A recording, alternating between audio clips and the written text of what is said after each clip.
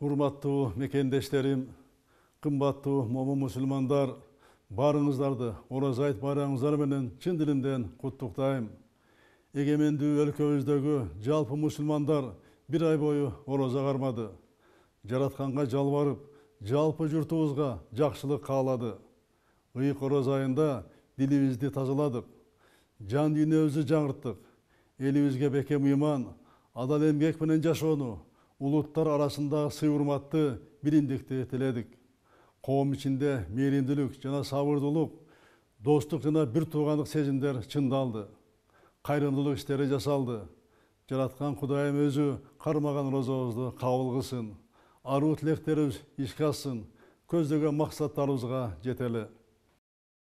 Урматтуу мекендештерим, быйылкы ораза күндөрүн азыркы мезгилдеги дүйнөлүк апаттан, коронавирус илдетинен сактануунун шарттарында өткөрдүк.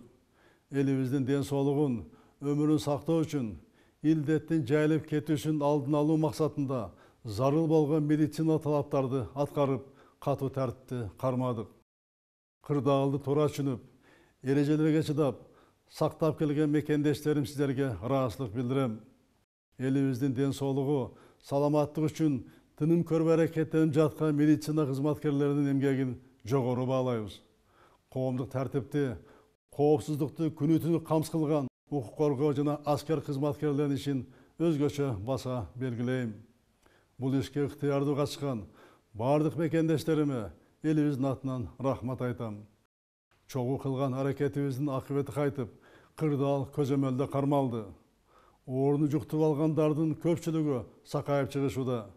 Азыр ишкердикке, күнүмдүк тиричиликке болгон чектөөлөр жумшарды. Экономиканын бардык тармактары жанданып, күндөлүк турмуштагы карым катнаш калыбына келе баштады.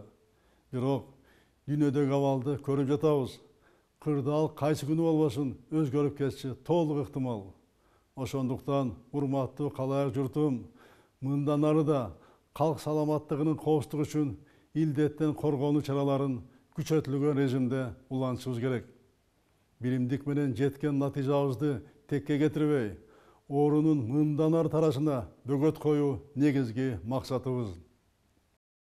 Буга чейин мамлекеттик органдар тарабынан чектөөлөр киргизилип, көзөмөл катуу болду. Эми жеке ар бирибиздин жоопкерчилигибиз күчөдү.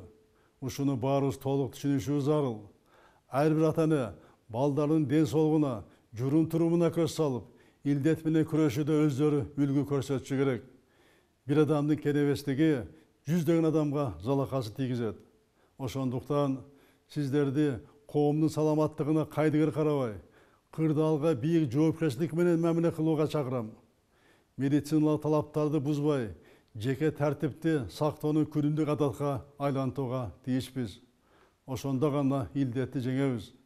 Ал эми жергиликтүү бийлик, өкмөт илдеттин таркап кетишин алдын алууга багытталган иш аракеттерин мындан ары да улантат.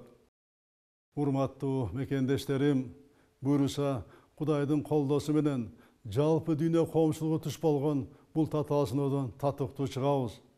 Бул күрөштө негизги таянычыбыз биримдик жана тартип. Ар бир мекендешиме бекем ден соолук, бак таалай, ийгилик каалайм. Ораза күндөрү ниет кылган аруу тилектерибиз кабыл болсун. Жараткан Кудайым өзү колдоп, ар дайым элибизде аманчылык, жергебизде тынчтык болсун.